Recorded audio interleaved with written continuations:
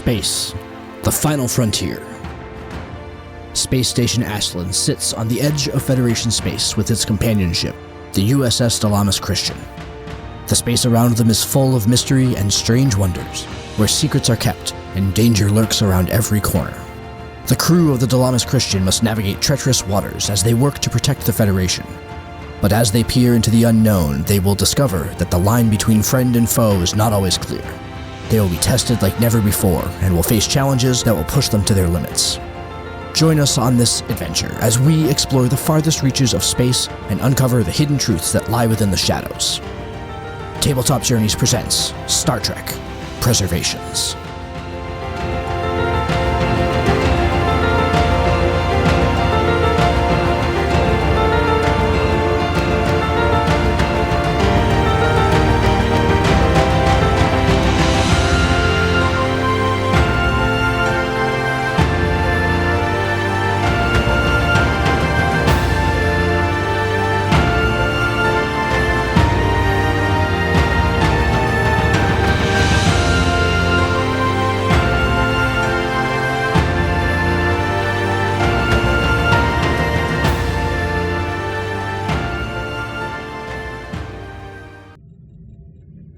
Narila, we're going to go to you here. You were given the task of identifying a potential of what could have happened by poring through the data received from the Daystrom Institute for a now understood to be rogue scientist named Bragoff. You have all this information. His data is a lot of subspace theory, warp bubble theory. It's all sorts of like theoretical type stuff, and also on how to modify transportation and how to weaponize these sorts of things. I'm going to give you a pretty standard 2 difficulty roll to try and piece together what you're looking for here. So how would you like to approach it? Give me your attribute and department, or attribute and discipline, switching to advanced language there. Give me the attribute and discipline on how you're approaching it, and then we'll go from there and see what you get. Insight science? I think that insight science would be perfectly reasonable.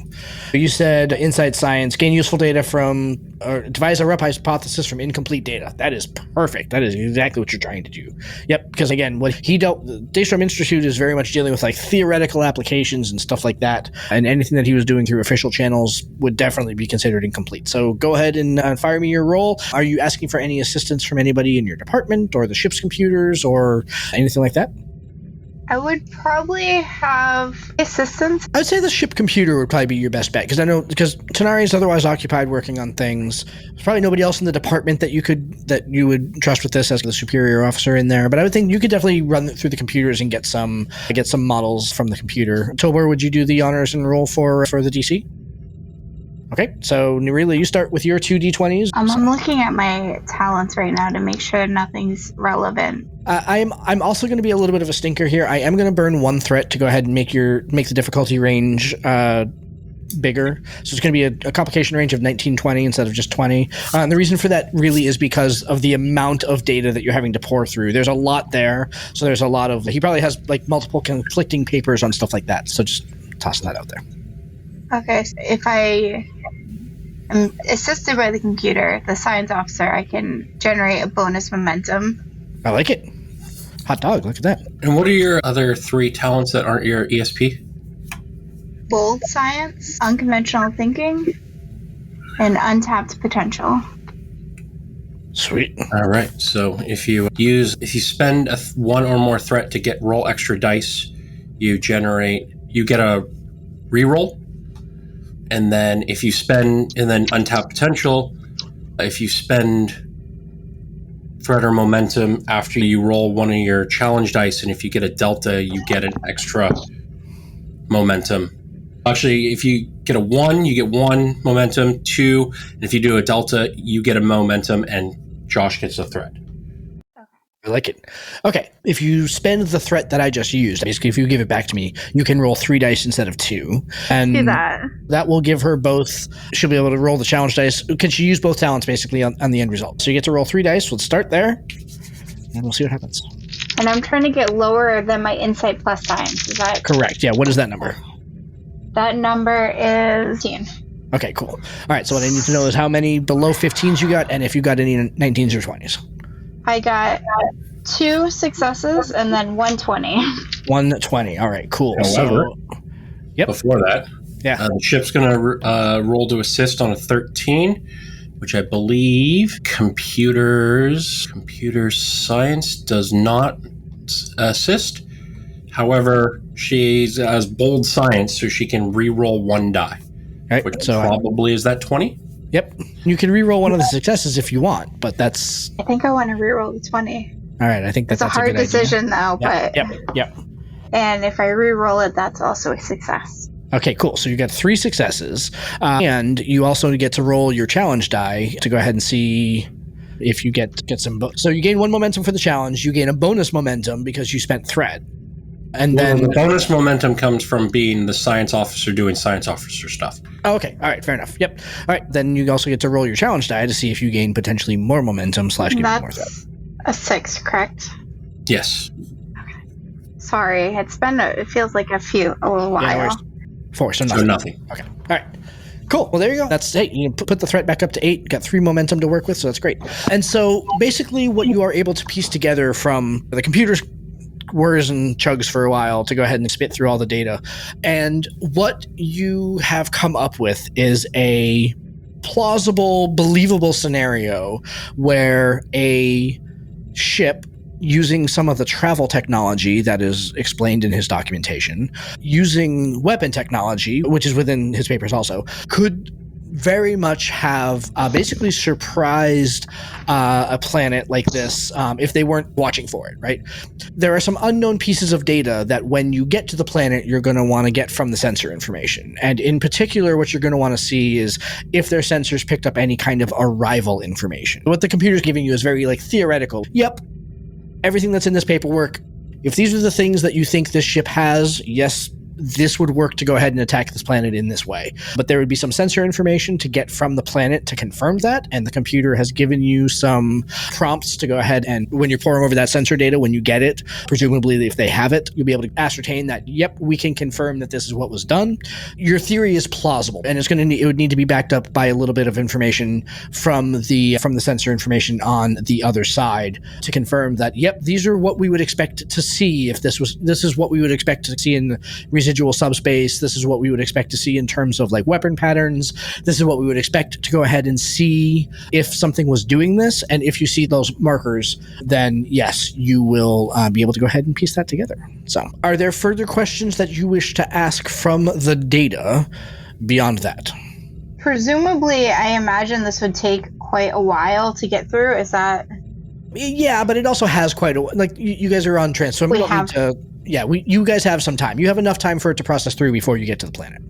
Okay. Then yes, as soon as I finish processing, I'll put together the information that I'm thinking, I will present them. I'm running through all your baseline assumptions and checking, is okay, yeah, no, this is exactly what I was looking for and wanting to. So with this information, go ahead and start programming the sensors to scan for these residual signatures and all the stuff we're going to need when we come out on the other end and start our investigation.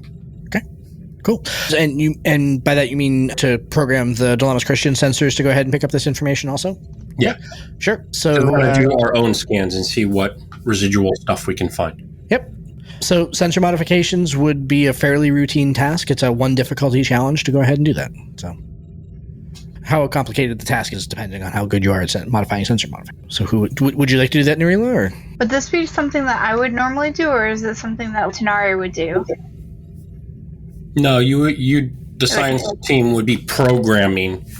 Okay. He doesn't need to fix any of the hardware. Okay, then absolutely yes, I'll do that. Would that be I don't know, science? Yeah, it's probably control science maybe? Or, let's see. Or reason science. Again, reason science is it's like research, hypothesize stuff it's like the other side of insight, right? Insight's more studying, where reason is more native. But I would say definitely control science. I think that's to go ahead and program them in. Yep. And would this be assisted by the ship's computers? You wouldn't be able to, because you have to modify the ship's computers to do it. So you can't you have to Right. tell the ship's computers to do the new thing. So I'd say you probably can't use the computers in this case because you're telling the computers to do something. But you do have three momentum I that was you just can saying, use. can I use a momentum? Absolutely, you can use a momentum. All right. I got a 1 and a 2. Oh, okay. So that's successes. the 1 and 2 would both be criticals. So that's 4 successes.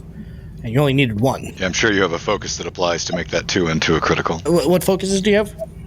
I have chemistry, astrophysics, virology, PPE, gear development, xenobiology, and forensic science. Astrophysics, looking for the sub. Astrophysics would work, yeah. So Since you spent a momentum, roll your d6 again for your untapped potential. Appreciate you guys walking me through some of these things. I Only got made a it 1. through a couple of games, Lacey. It takes a little bit to pick it up and remember it all. So It's a very different system than I'm usually used to, but I like it. yeah. So with a result of 1, you generate one bonus momentum. Look at that.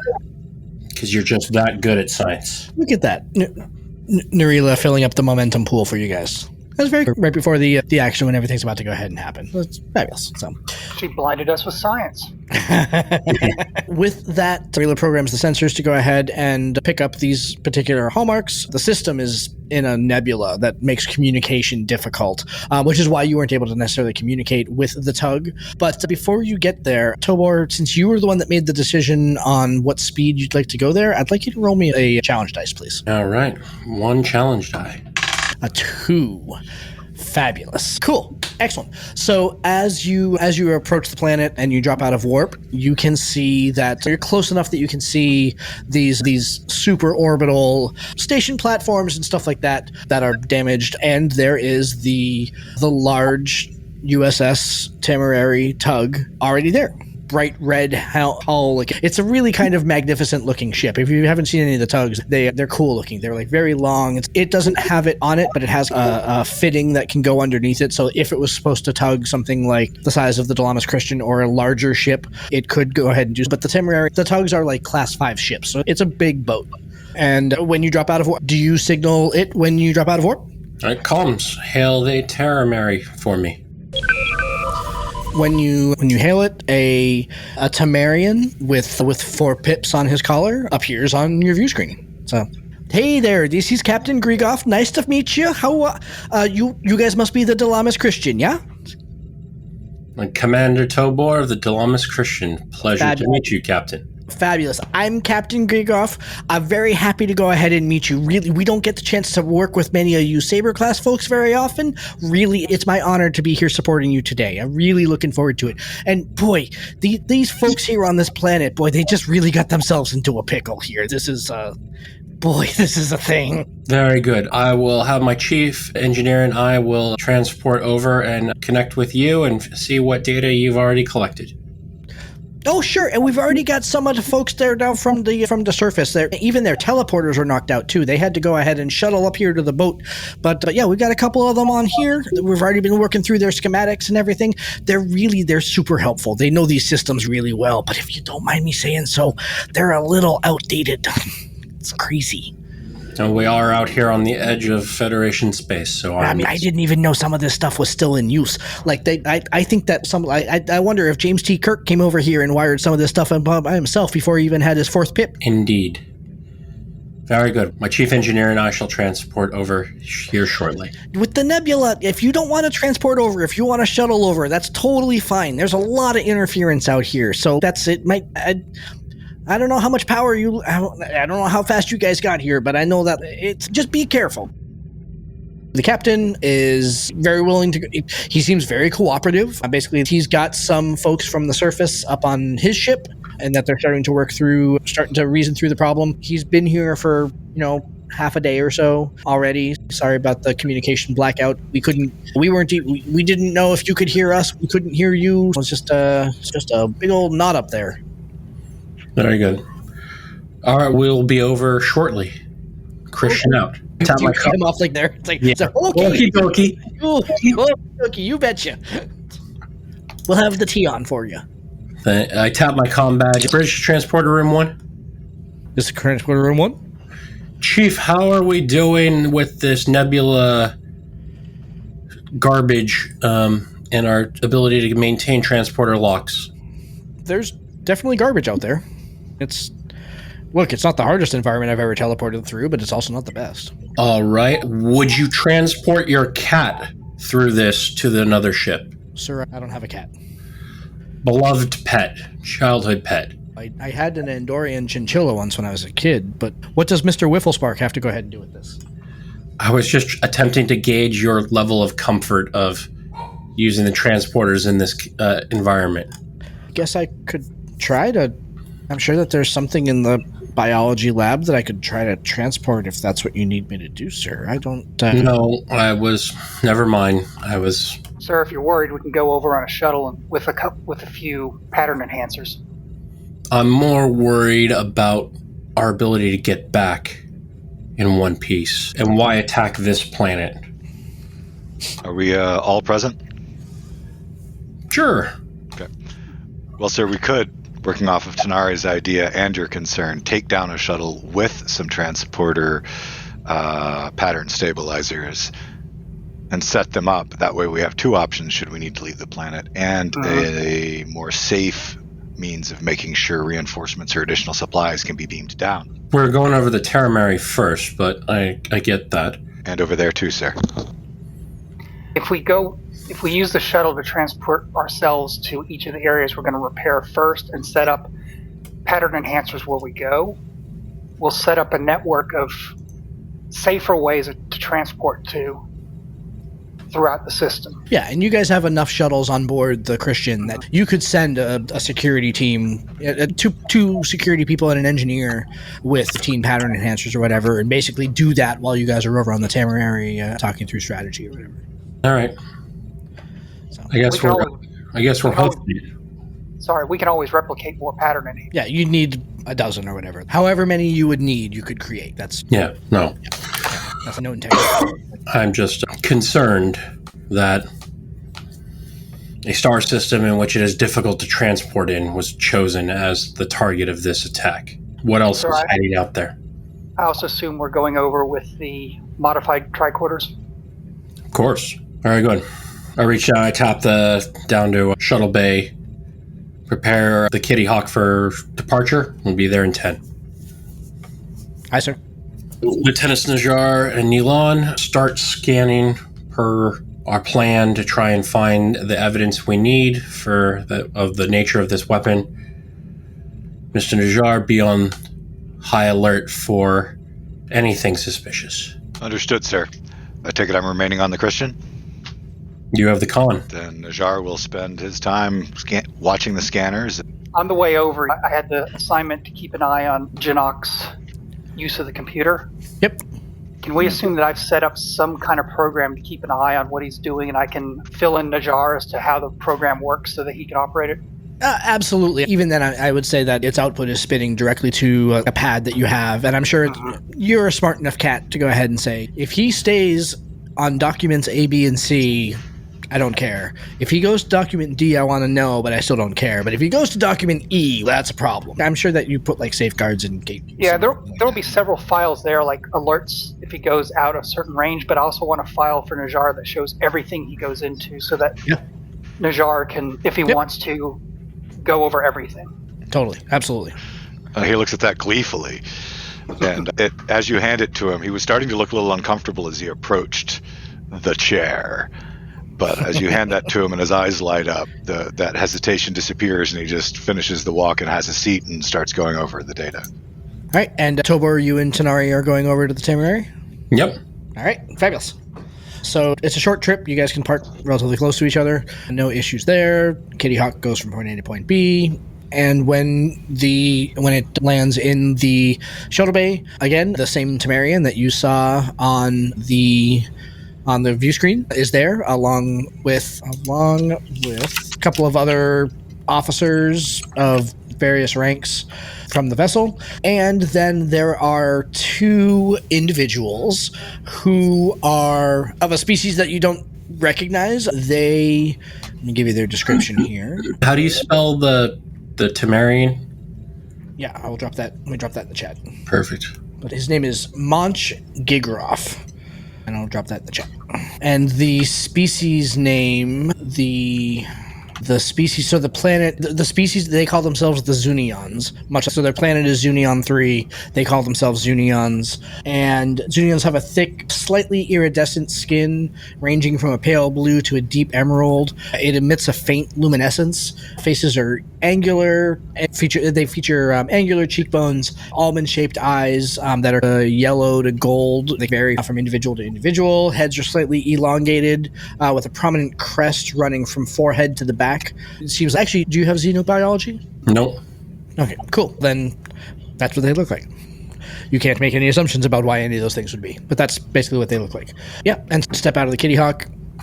And Captain Gigroff, you must be Commander Tobor. Welcome to the ship. And I would assume, so we are merely a support vessel here. We are here to help you. I would assume that as the ship of the line that's here, you've got command of the situation here. We would be taking orders from you. And whatever we can do to go ahead and help, sir, we are at your disposal. Just want you to understand that pips or no pips. No, we're all on the same side here, but we're taking our orders from you. I appreciate that, Captain. That is very gracious of you.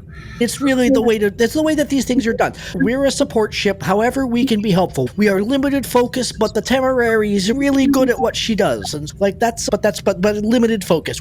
We're not the Swiss Army knives of the Federation like you are there. This is my chief engineer, Lieutenant Tanari.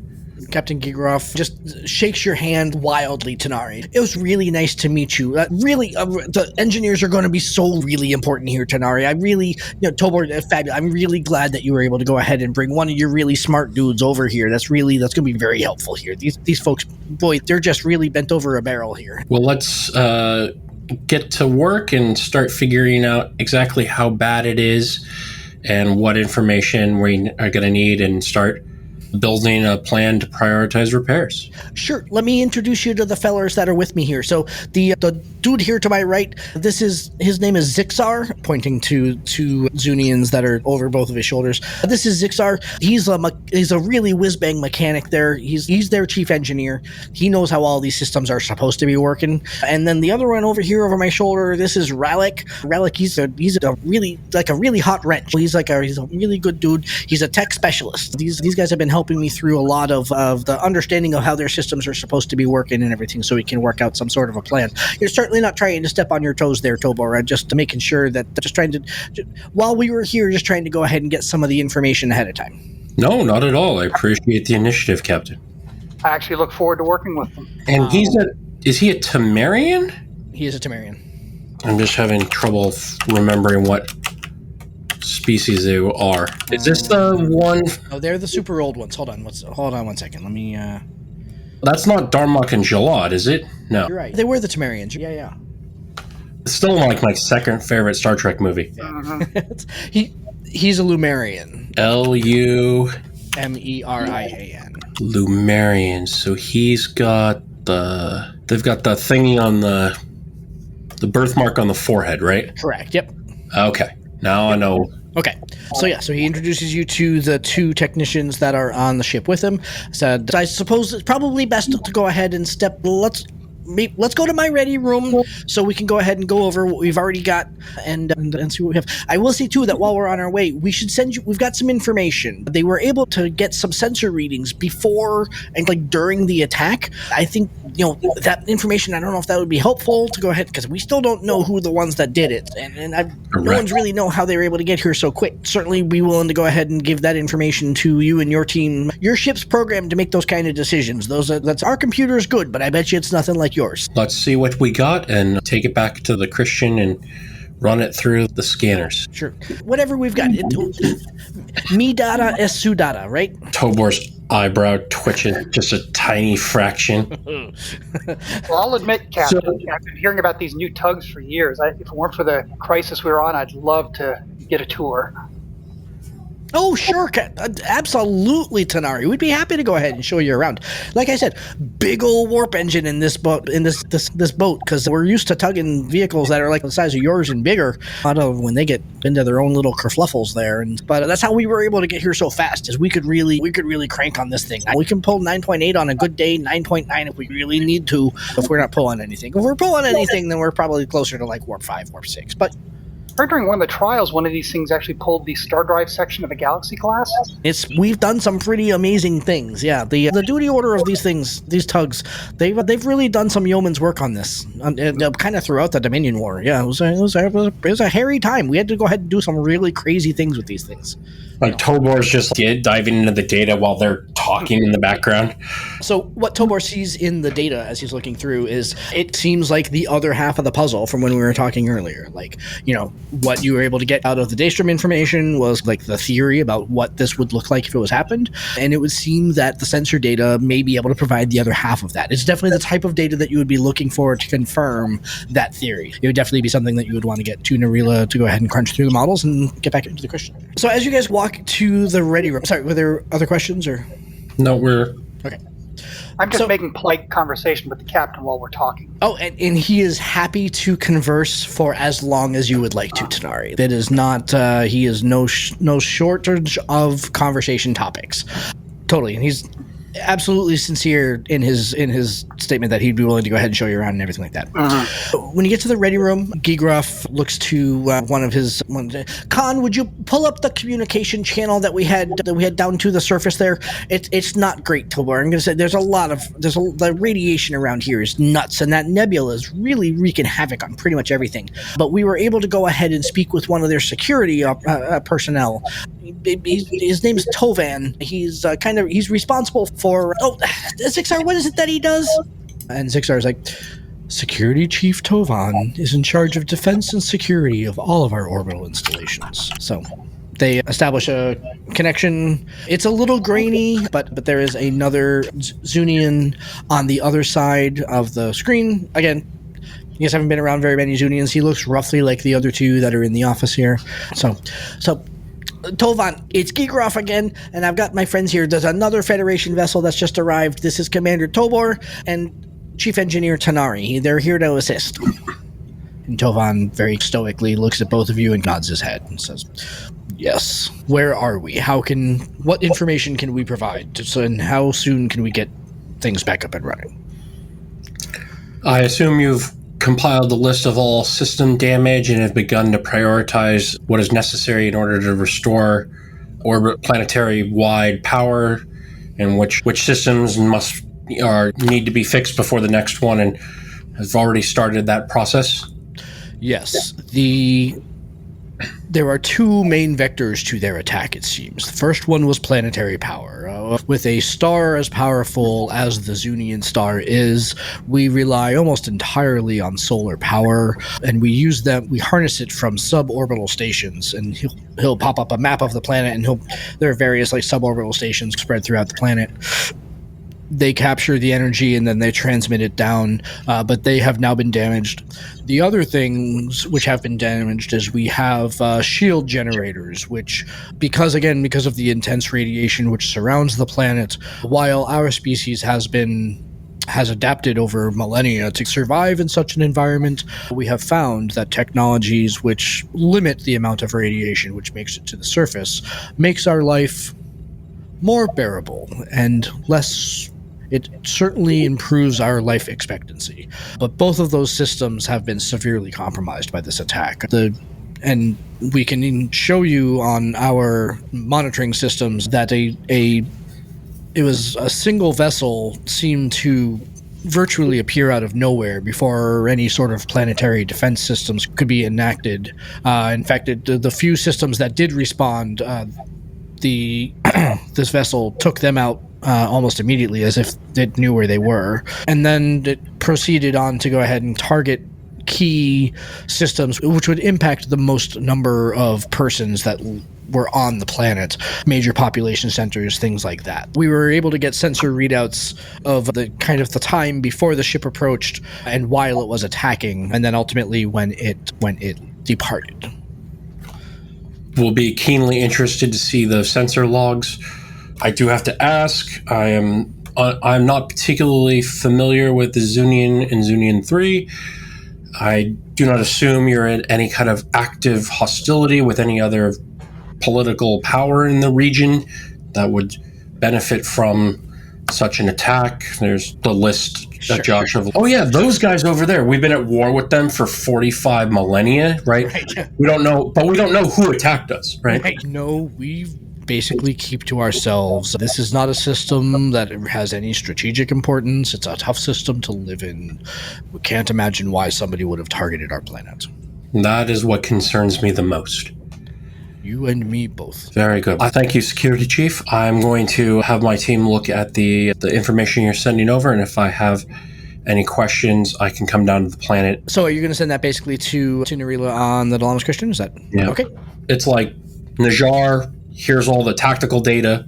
Yep. Neelan, here's all the science data. Ruff, while you're doing that, says it's probably going to take them some time to go ahead and pour through that. So I put out a spread in the other room. We'd love you to go ahead and join us. And just while we're trying to figure out like what's the best way to go ahead and approach here, let's make sure we do this the right way. But if we can offer you a snack, we'd be happy to. So he hasn't eaten in a while, so Josh, how well known is like the Lumerians and the whole thing with them got disseminated from?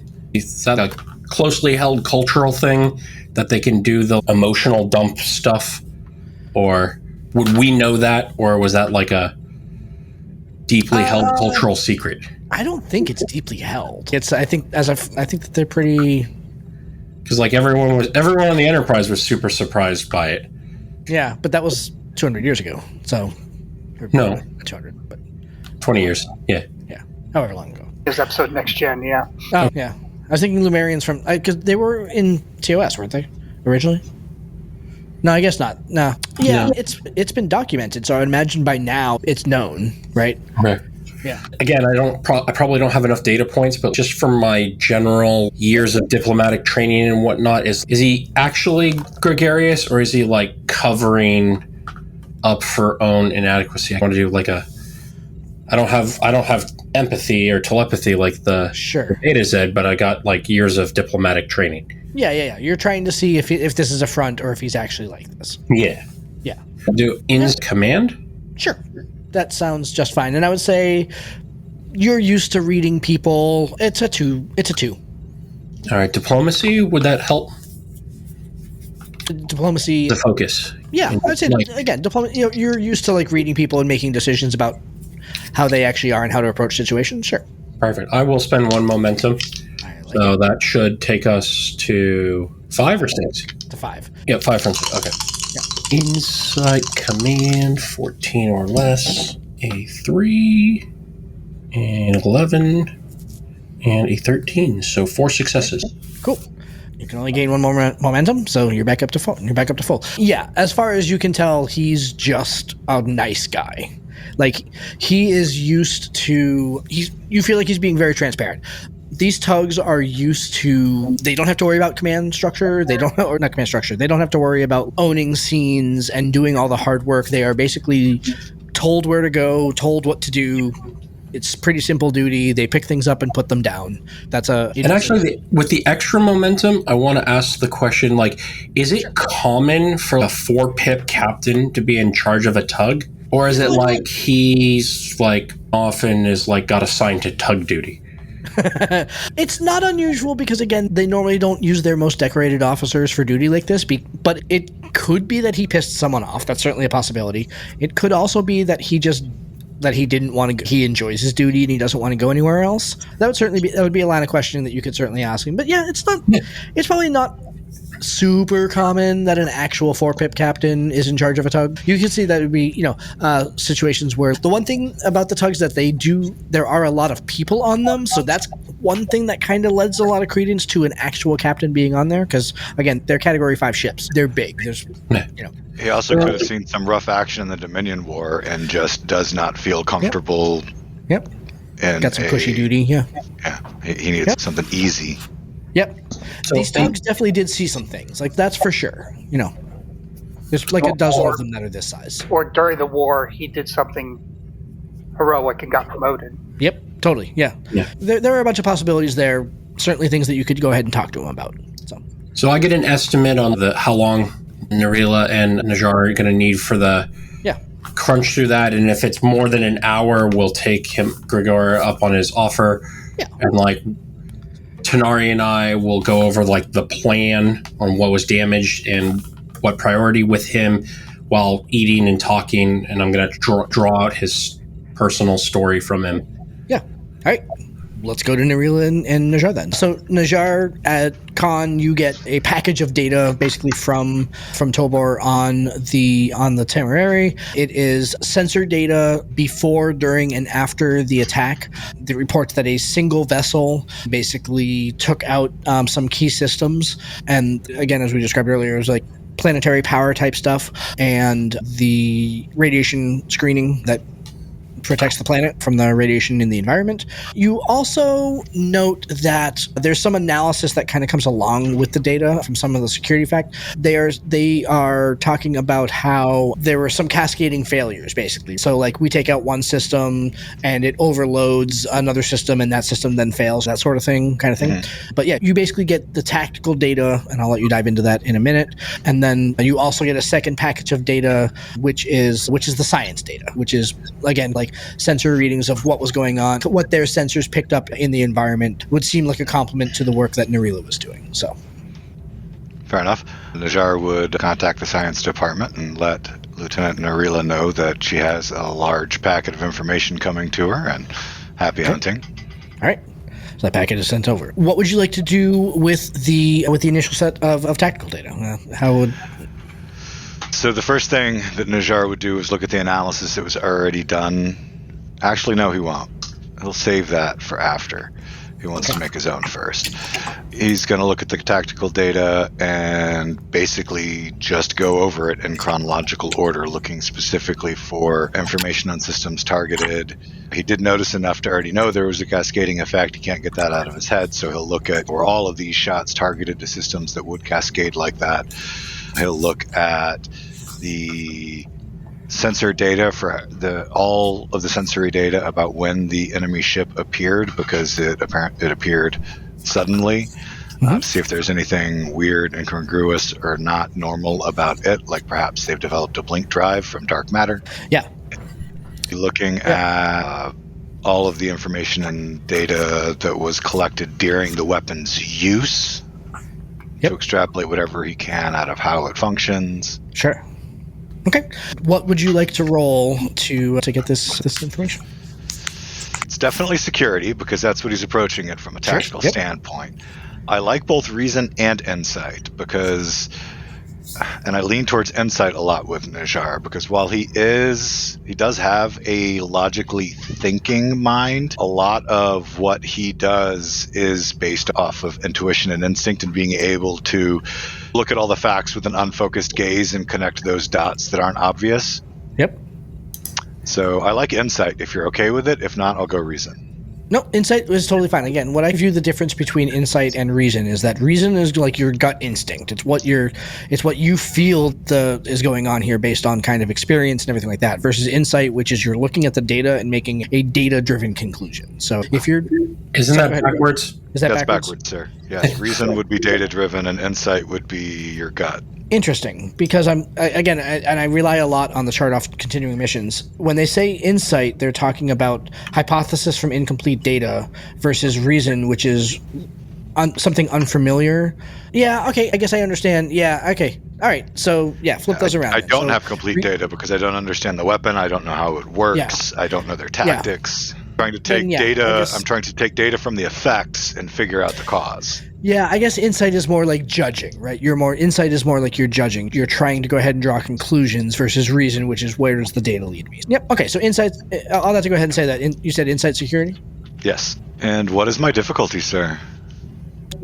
Just say 2. Okay, I will... it'll be more fun to buy a die with threat since I have bold security. I like it. So I'll buy 1 with threat. That gets me 3 dice to get 2 successes. That should be okay. Although, it's not like our momentum can go anywhere, and I might generate more. So what the heck? I'll take 2 momentum to buy another die. Okay. If you're going to do that, then I'm going to go ahead and spend that threat that you just gave me to make the complication range higher. Okay. So you're dealing with a lot of data. You're trying. It's a lot of their systems are older, maybe whole 9 yards. I have fantastic news. What is that complication range? If I spend 1 threat, then I increase it by 1. So the complication range is 19 to 20. Yep. So that didn't help you. I did not roll a 19. Okay. I did roll a 20, however. Okay, there we go. I'll take that. So I did get a complication, but I have bold security, so I'm going to re-roll that. That's why I spent the threat for the first one. You bold people. And that becomes a success. Challenge in the game. So now I have 3 successes. You have 3 successes. Okay, so you That's why I had to regained tell you I one had the 20 first and taunt you with it before I re-rolled it before with bold re-rolling. security. All right, let me talk through all of your questions here. The first thing that I would say when you were talking there, the first thing that kind of stood out to me is how you weren't trusting the analysis, or weren't necessarily looking at the analysis that they provided, and you're noticing that report of cascading failures and looking at it pretty skeptically, right? Is that kind of accurate for what you were saying?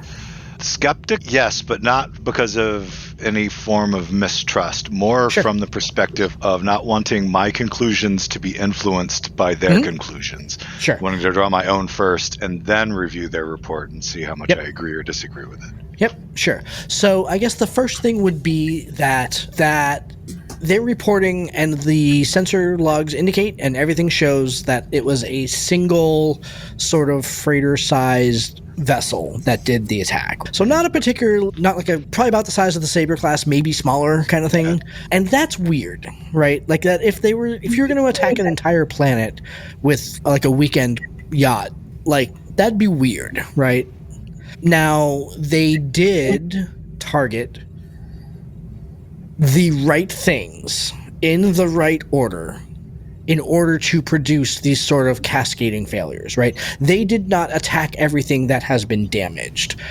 You are seeing that they attacked maybe like one of the solar platforms, and then 2 other ones failed within succession, that sort of thing. And so that's, once you finally get around to their analysis, that's what they're saying, that's where they're going with the cascading failures. That, well, clearly, the power demands in that area weren't sufficient for only for the loss of one of the solar stations, and that caused them to fail, that sort of thing.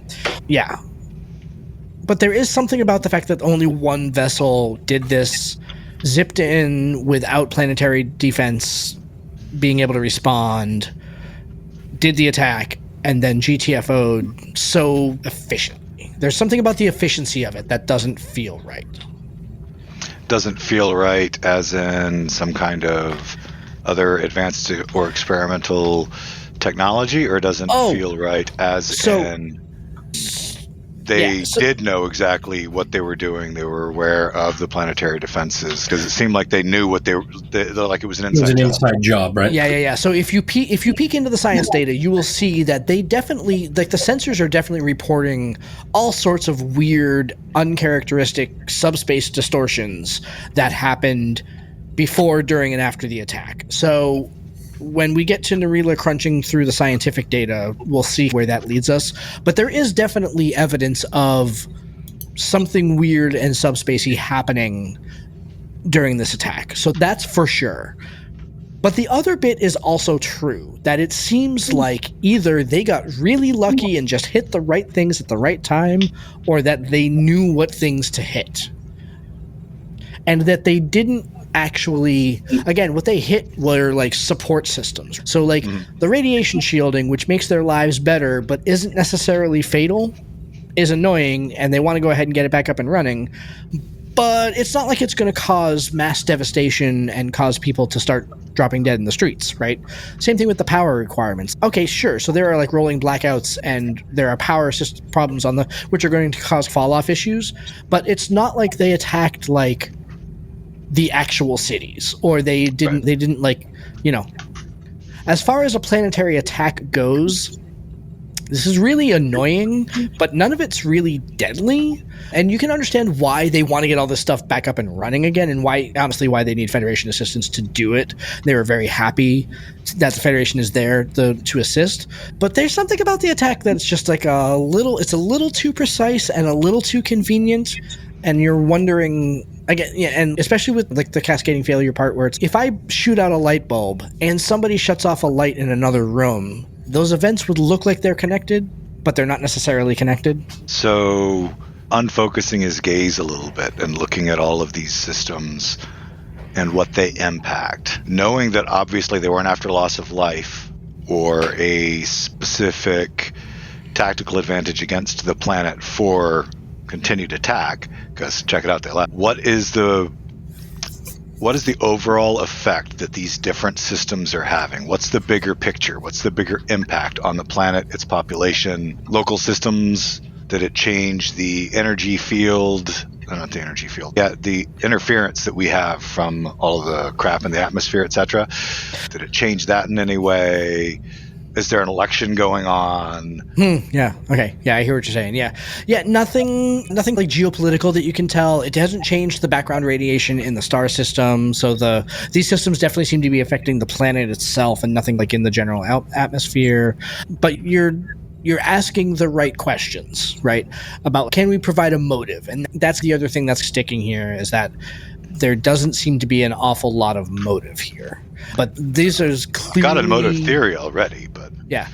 But this is clearly there's clearly some sort of subspace manipulation going on, both in their travel patterns, which you have seen like the Breen take advantage of, and when you guys got abducted into the alien, they were traveling through subspace type distortions, and so that's grokking with what's going on here, and subspace weaponry, which seems to be potentially based in what you guys were already looking for. So.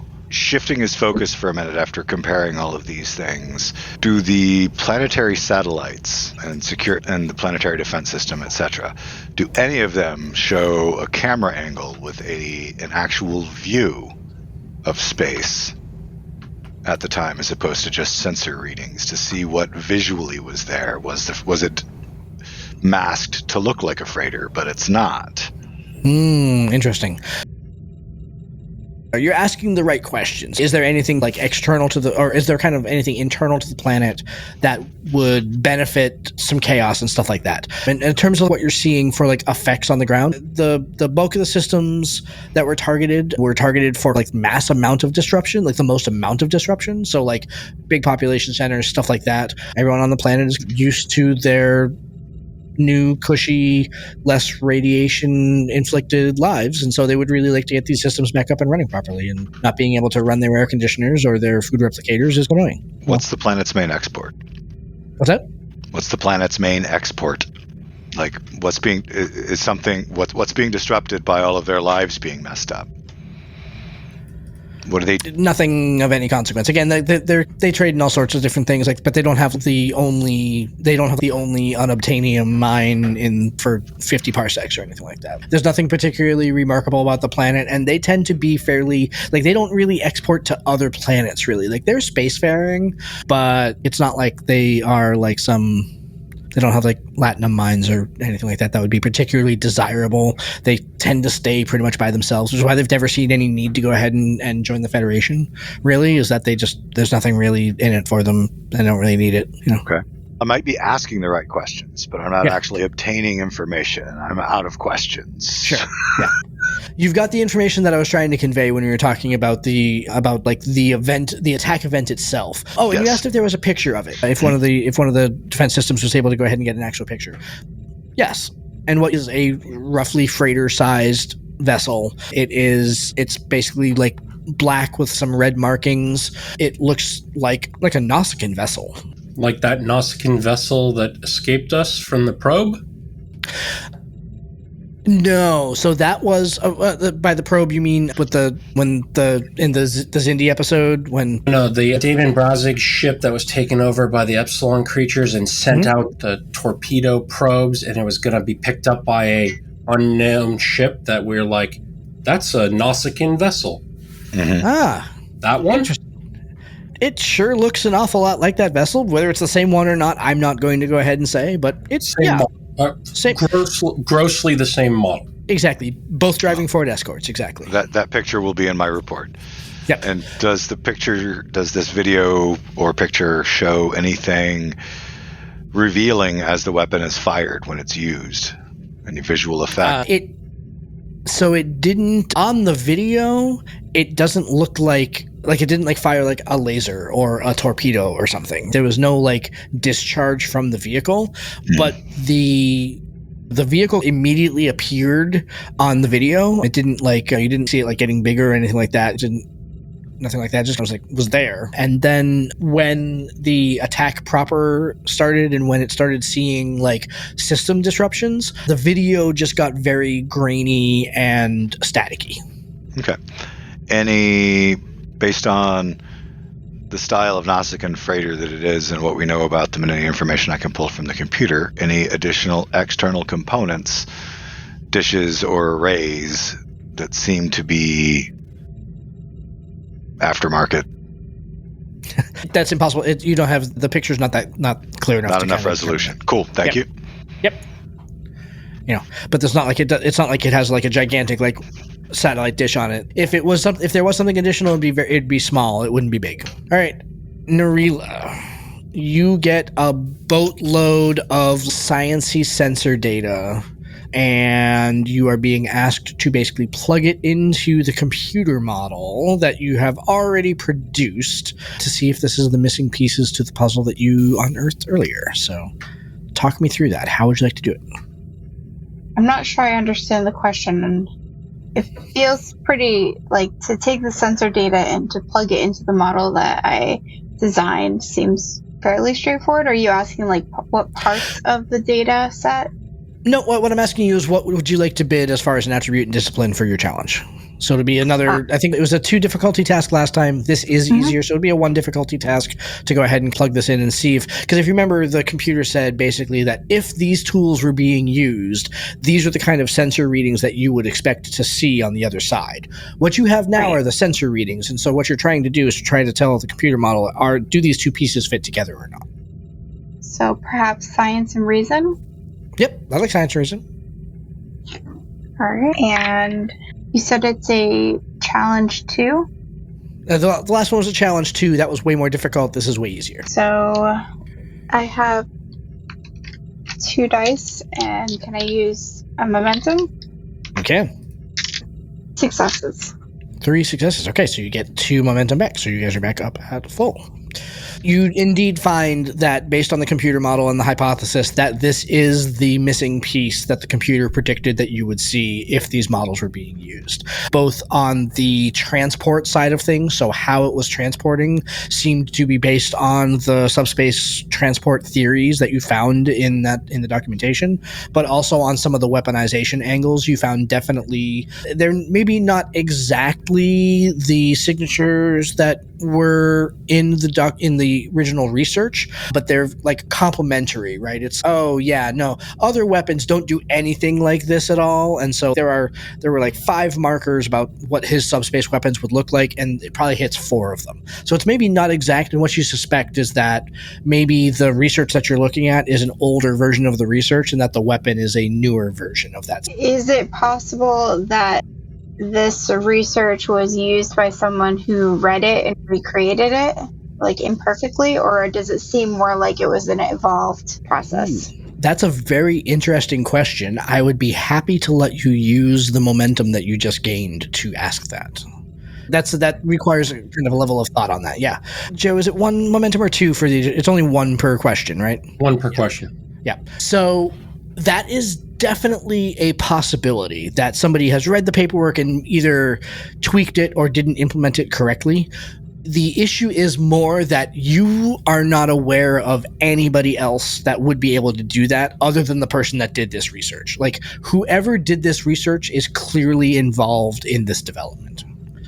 Like, there are just certain signatures that scientist to scientist you would understand, like that. No, the person that wrote this paper was definitely involved in the development of this information, of this technology, for sure. Even if somebody else improved it or if somebody else was maybe involved in installing it or whatever like that, like there may have been other hands involved, but it's clearly based on this research, and clearly the person who wrote this research, the research is super complicated, right? So like you're not sure who else would be able to digest all this information and then be able to practically apply it. It's so much information that would take somebody multiple lifetimes to go ahead and do, unless they have a computer core the size of a Federation starship. And those, you can't buy those at the black market. So whoever wrote these papers is clearly involved with this process in some significant fashion. And are these papers written by Bragoff, or is this his personal research? Or This is his personal research from when he was at the Daystrom Institute. And you were not yet on the Dilamus Christian yet. So when you look into the author of these papers, what you find is that basically he is currently imprisoned on grounds of treason and won't be getting out. Like treason among other charges. Treason, research in violation of numerous Federation and non-Federation treaties and accords. Multiple Federation and non-Federation systems consider him a fugitive, that sort of thing. Oh, How at long least he's ago was he in supposed to be prison? in prison. Oh, he is indeed. The reports say that he is indeed imprisoned. Probably about a year ago. So it's plausible that he created this, set it free, and then got imprisoned. Oh, for sure. Yeah. That is a very plausible possibility. With the data that I got, would I be able to discern what focus that he had as far as like a strategy of using this as a weapon? You would need to. So his writings, I need you to roll for that because it would be buried in the notes and everything like that, but you'd have to know what you were looking for. And this isn't going to be like a sciencey thing. It's going to be in his personal writings to see if you can determine his mental state. So I would say that would be something like maybe like insight security, judge whether they're a threat or not by trying to go ahead and interpret their mental state, something like that. Yeah, I think that's probably, my best. Insight security. Yeah. How many momentum do we have? Can I use the momentum on this? You certainly can use momentum. Where'd my momentum go? There it is. You have 5 momentum. I'm in fact going to spend 2 threat to increase the complication range because again, this is outside of your kind of realm of expertise, and so the complication range on this is going to be 18 to 20. Okay. So I need 3 successes. 3 successes. Yep. I'm rolling 3 dice. And yeah, you spent 1 threat. Is that one momentum? 1 momentum. That see what I did there. So tricky. I know you're spending the threat like candy. So yeah. And most of my stuff won't really help me because it's all very science. Yep. If you wanted to roll 4 dice, you could spend 2 more momentum, or give me 2 threat. Your choice. But that would give you 4 dice for 3 successes. I don't know. Do we think that's worth it? Can I outsource? Yeah. But then you have another chance of rolling an 18, 19, or 20 is what Josh is doing to you. It's true.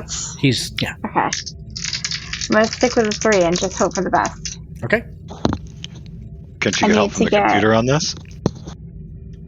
She's trying to read basically his personal notes, so to try to determine his mental state about why he would be what his motivation is. Computer has all kinds of files on psychology and things like that. Yeah, what about AI? I mean, if you'd like to have the computer roll, that's fine. It's going to have the same complication range. Oh, fair enough. So it's still a 4th dice with less chance of success. If she's doing a psychological, could she get an assistant from someone in the medical department? Sure, absolutely, yeah. Again, that's a really good idea. Fourth die. That's it's still a 4th die, yeah. It doesn't make the complication range go any smaller. So if I were to roll 3 dice and get a complication and 2 successes, then I don't succeed. But if I were to roll 4 dice and get a complication but 3 successes, that means that I succeed, but I still get the complication. Yeah. Would I get the complication if I fail? Yes. Yeah. Okay. I personally think that the success and a complication is better than a failure and a complication. Yeah. Okay. Let's get some medical assistance. Sure. And yep. All right. Let's see. Let's see who we've got. Najar could assist. Dr. New. Yeah. All right.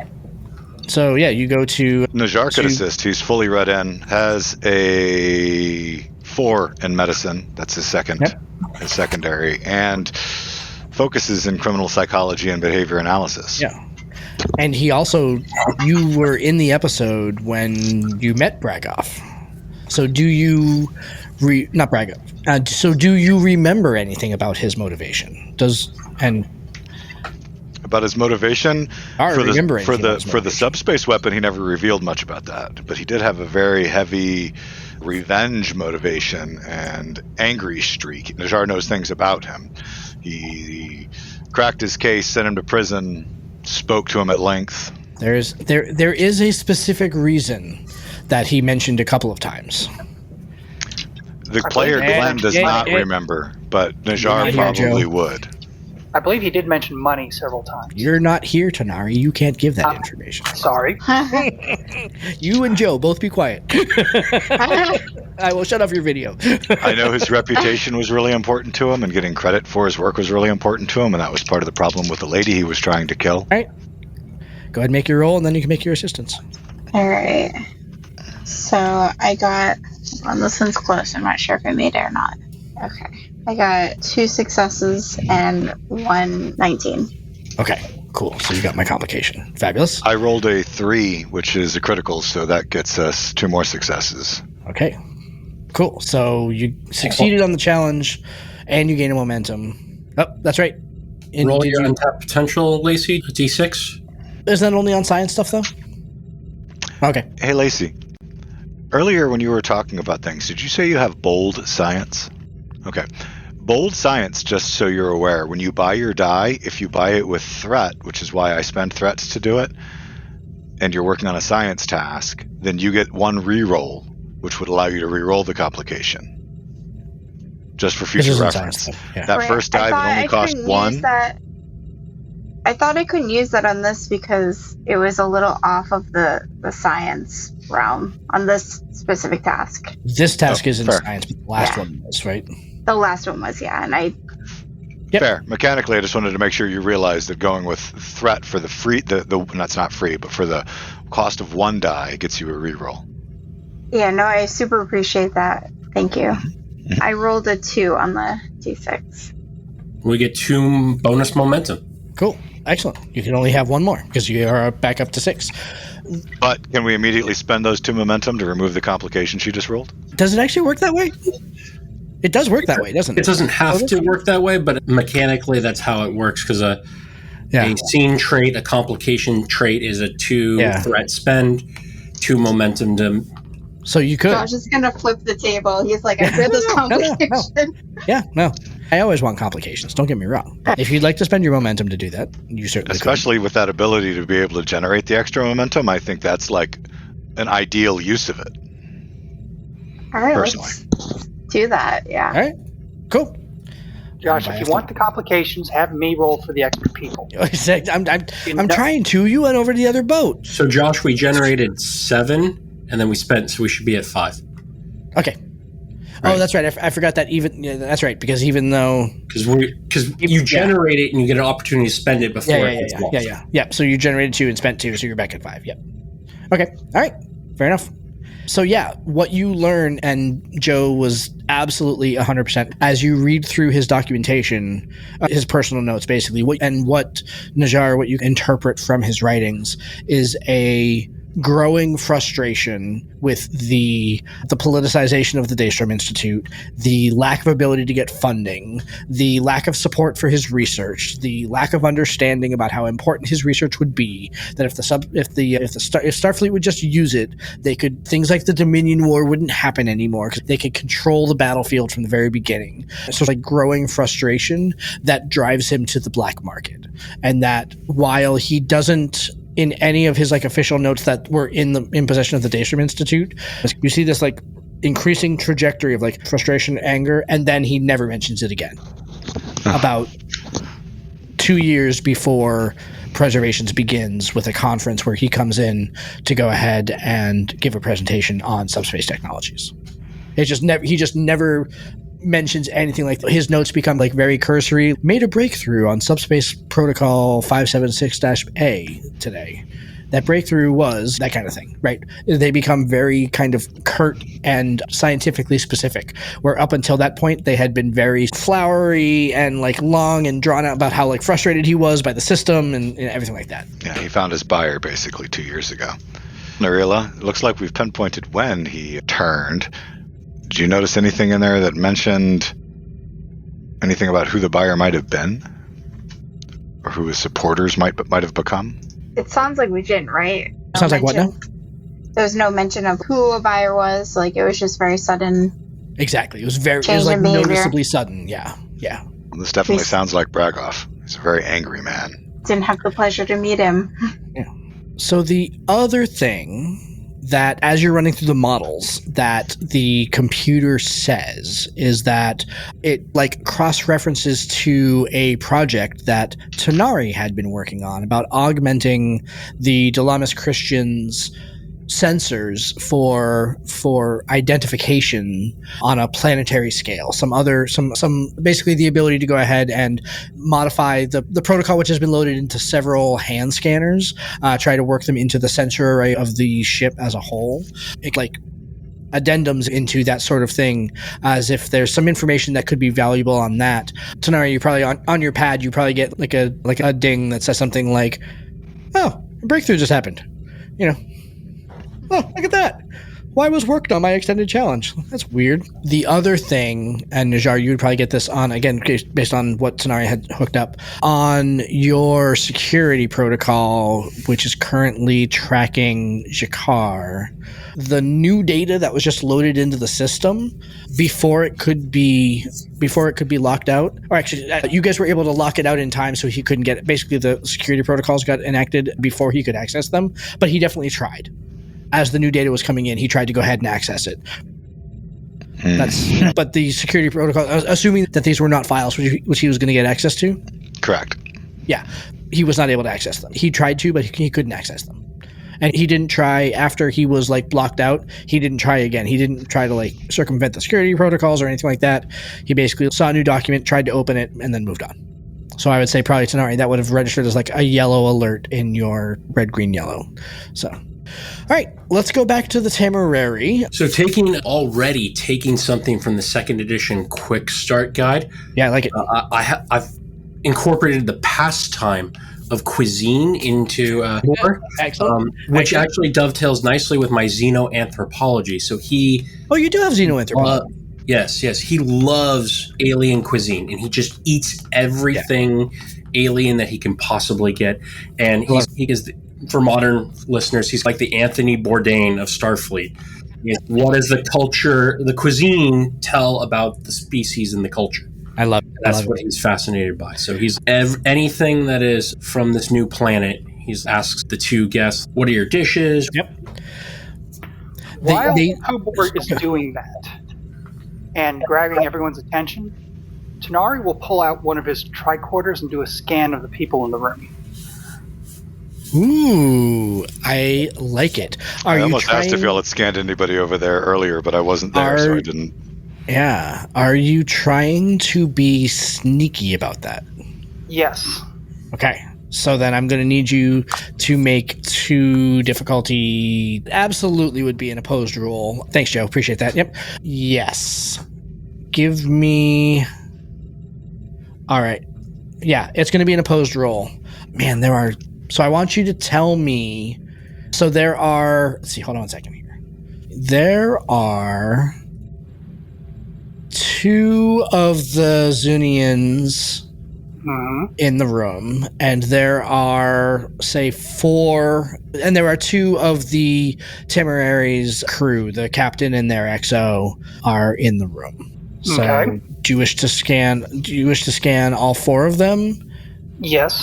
Okay, so here's the way that we're going to go about this then. I have a suggestion if I can throw it out there. Sure, yeah. So for each person additional that's being attempted to scan, it would increase the complication range. It would. To get the complication, someone notices and gets mad. That's exactly what I was going to say, exactly. So and to be coy here again, yeah, you know what, maybe we do it as 1 challenge. I will let you scan, I'm gonna let you call 1 challenge. If you want to scan all 4 of them, basically it would increase the complication range. It's going to make it a factor 4 complication range because there's 4 of them. So it's 17, 18, 19, 20, and it's a And 3 extra from the first guy. Oh, yeah, I see what you're saying. Sure. So 16 to 20. So, we'll do 18 to 20 because you'll get one for free, Okay. right? You can, but it's basically 17 to 20, and it's a difficulty 2 challenge. All right. And I need you. And how do you want to be sneaky? I'm going to make an argument because I'm doing this in the middle of a banquet Mm-hmm. of daring engineering because I'm being very daring. So are you almost trying to be like, hey, you should check out the new tricorders that we've got on the Dilamus? You Zumerians probably haven't seen anything. Look at what they can do. Something like that. Yeah, why not? I think that sounds like daring engineering to me. You're not That being sounds sneaky at all. That Yeah. sounds very Tenari. Yeah, it sounds very Tenari. All right, it'll be at the increased difficulty range. Never mind. I'm not going to do it opposed. But Just see if you can complete it. Yeah. Spend a threat for an extra dice. I like it. I don't believe I have any focuses that come into this. All right, cool. All right, so let me know what you got. And you've got bold engineering too, don't you? Yes. Yeah, you I have- sneaky ass man. 14, 11, and 7, so that's 3 successes. Okay. Do you want to re-roll any of them? No, No, you don't. Okay. because they're all 3 successes. Yeah. I figured I'd ask. You've got the shot. Okay, so you very much hiding in plain sight. Hey, look at the new tricorders. And the Zumerians seem fascinated by it. Like they haven't seen technology that's that updated in quite some time. Grigov enjoys the show, right? He's like leaning in. Oh yeah, those are good ones. You got the slim models, Tanari. Fabulous. Got the purple stripe. Ooh. So, if one of them pops, what happens? Tell me the effect that happens on the tricorder if one of them registers as a... It's designed to be Absolute subtle species. since this is an emergency thing. Mhm. I would say that there's probably... The tricorders have the normal kind of color things on there. Yeah. Some of the readings probably turn purple. Okay. Yep. I like it. So as you are like scanning across the room, the 2 officers from the Téméraire, they register just fine. Chief Engineer Zixar registers just fine. Ralik turns purple. I am going to... Spend 5 thread. Nope. No, I am not. I am not going to spend 5 threat. However, so Captain Grigov, as you are doing this in like plain sight of everybody, cocks his head at you a little bit, like he doesn't understand what the tricorder screen means. Okay. Yes, Jeff. Can I notice both of this? Yeah, like he's again. Order Tenari like whoa, and then flashes the purple like past. Yeah, like, I would say you know what he's doing. So you would definitely be keying in on the tricorder screen on the way back as he's doing the thing. And you do also notice Captain Grigov cock his head. Again, almost like he sees something that he just doesn't understand, but he's not like asking about it. He's not like raising his face or hey, that's or anything like that. Have just enough technical knowledge to know that's an unusual reading. He has just enough technical knowledge to know that's an unusual reading, and it was different than the other 3. That's the thing that really more keyed off him. He doesn't know what it means. He doesn't know what you were scanning. He doesn't know what you were scanning. He doesn't know anything. He just knows that one of them registered different than everybody else.